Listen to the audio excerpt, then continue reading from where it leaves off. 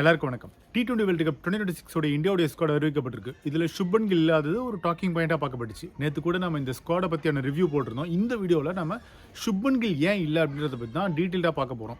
சுப்மன் கில் இல்லாதது ரைட் மூவா ராங் மூவா அப்படின்னு நம்ம பார்த்துடலாம்.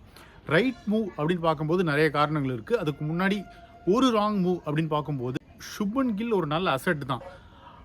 அவரை முன்னாடியிலேருந்தே ஒரு 3 ஃபார்மெட்டுக்கான பிளேயர்னு அறிவித்ததுக்கு அப்புறமாவும் கூட அவரை இந்த வேர்ல்டு கப்புக்கு முன்னாடி தூக்குனது மேனேஜ்மெண்ட்டோடைய ஃபால்ட்டு தான். ஒரு சின்ன ஃபால்ட்டு தான் சொல்ல முடியும். அது ஒரு 10% ராங் மூவ் தான் சொல்ல முடியுமே தவிர மீதம் இருக்கிறது எல்லாமே மேனேஜ்மெண்ட்டோடைய ரைட் மூவ் தான் பார்க்கப்படுது. அதுக்கான காரணத்தை நம்ம ஒவ்வொன்றா பார்த்துடலாம்.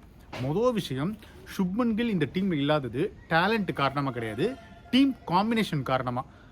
இப்போது இந்த T20 வேர்ல்டு கப் 2026 பொறுத்த வரைக்கும் இந்த டீமை எப்படி அப்ரோச் பண்ணுறாங்கன்னா, ஓப்பனிங் தான் மிக முக்கியமாக பார்க்கப்படுது. அதாவது இந்த ஓப்பனரில் கன்ஃபார்மாக ஒருத்தவர் விக்கெட் கீப்பிங் ஆப்ஷனாக விளையாடணும் அப்படின்றது தான் கான்செப்டே. அதனால தான் இஷான் கிஷன் மற்றும் சஞ்சு சாம்சனை டீமில் எடுத்திருக்காங்க. மெயின் ஸ்குவாடில் கண்டிப்பாக சஞ்சு இருக்க போகிறாரு. சஞ்சுவுடைய பேக்கப்பாக தான் இஷான் கிஷன் உள்ளே வந்திருக்காரு.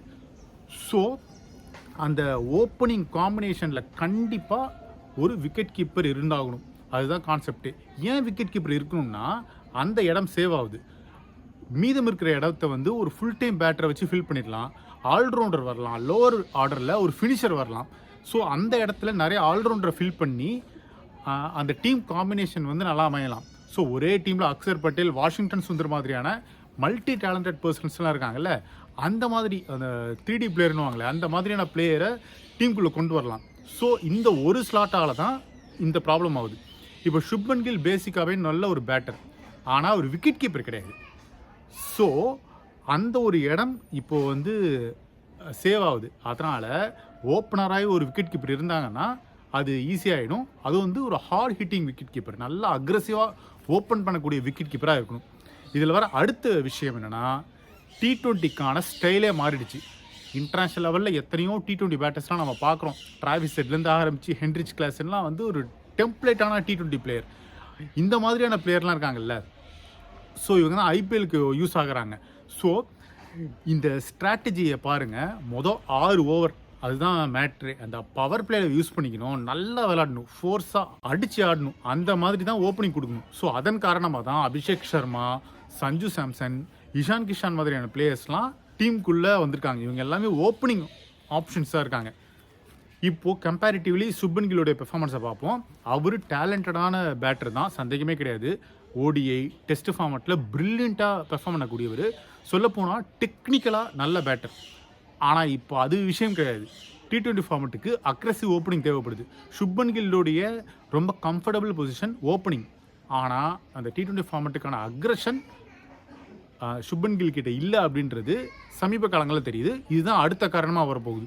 சமீபத்திய T20 இன்டர்நேஷ்னல் ஃபார்ம்ன்றது சுப்மன் கில்லுக்கு சரியாக அமையல. 2025 அவருக்கான வருஷமாக இல்லை. ஸோ இந்த T20 இன்டர்நேஷ்னல் ஃபார்மேட்டில் 2025 அவருடைய பெர்ஃபார்மன்ஸ் சரியில்லை, 50 எதுவும் போடல, அக்ரெஷன் இல்லை, சரியான ஓப்பனிங் தரல. அதன் காரணமாக இப்போ ஒரு டீமில் இல்லை. ஸோ இப்போ ஒரு அவுட் ஆஃப் ஃபார்மில் இருக்கிற ஒரு பிளேயரை T20 வேர்ல்டு கப்புக்கு எடுத்து அது வந்து ப்ரெஷர் ஆகிடுச்சுன்னா கன்ஃபார்மாக டீமுடைய காம்பினேஷன் அடிப்படும். அதன் காரணமாக தான் சுப்மன் கில்லை எக்ஸ்க்ளூட் பண்ணிட்டாங்க. இதில் இன்னொரு காரணம் இருக்குது, ஒர்க்லோட் மேனேஜ்மெண்ட் அண்ட் ஃபிட்னஸ். சமீப காலங்களில் சுப்மன் கில்லுக்கு நிறையா ஃபிட்னஸ் இஷ்யூ வருது, மைனர் நிகில்ஸ்லாம் இருக்குது. ஸோ அவருக்கு ஏதாவது ஒன்று ஆயிடுச்சுன்னு வச்சுக்கோங்களேன், அது வந்து டீமோடைய காம்பினேஷனுக்கு அடிப்படும். அதனால் வேர்ல்டு கப்புக்கு முன்னாடி ஃபிட்னஸ் இஷ்யூ இருக்கிற ஒரு பிளேயரை ப்ரெஷர் பண்ணி ரஷ் பண்ணவே கூடாதுன்னு செலக்டர்ஸ் விரும்பியிருக்காங்க. அவருக்கு பதிலாக நல்ல ஃபார்மில் இருக்கிற ஃபிட்னஸ் இஷ்யூ இல்லாத நிறையா பிளேயர்ஸ்க்கு இப்போது இந்த டீமில் வாய்ப்பு கிடச்சிருக்கு. டீம் மேனேஜ்மெண்ட் என்ன எதிர்பார்க்குறாங்கன்னா, opener, aggressive opener, power player நல்லா விளையாடக்கூடியவராக இருக்கணும், விக்கெட் கீப்பராக இருக்கணும், முக்கியமாக ஃபிட்டாக இருக்கணும், சமீபத்திய T20 இன்டர்நேஷ்னல் ஃபார்மும் நல்லா இருக்கணும். இந்த காம்பினேஷனில் சுப்மன் கில் கொஞ்சம் ஃபெயில் ஆகிறாரு. அதன் காரணமாக அவர் இந்த டீமில் இல்லாமல் போயிட்டார்.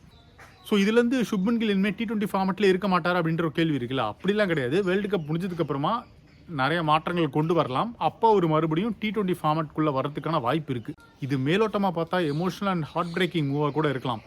ஆனால் டீம் மேனேஜ்மெண்ட் பாயிண்ட் ஆஃப் வியூவில் பார்த்தீங்கன்னா இது வந்து ஒரு டாக்டிக்கல் மூவ் தான் சொல்ல முடியும். ஆனால் இங்கே ஒரு கேள்வி வருது, இதே அக்ரெஷன், இந்த அக்ரெஷன் பாயிண்ட் இருக்குல்ல, அது வந்து இந்தியன் கிரிக்கெட் டீமுக்கு வேர்ல்டு கப் முழுக்க ஒர்க் அவுட் ஆகுமா அப்படின்னு நமக்கு தெரியல. அது டோர்னமெண்ட்டோடைய முடிவில் தான் தெரிய போகுது. ஸோ இதை பற்றி உங்களுடைய கருத்து என்ன? சுப்மன் கில்லை எக்ஸ்க்ளூட் பண்ணது பிசிசிஐ எடுத்த நல்ல முடிவா இல்லை தப்பான முடிவா அப்படின்னு கமெண்ட் செக்ஷனில் சொல்லுங்கள். நம்ம தொடர்ந்து இதை பற்றி பேசுவோம். நன்றி.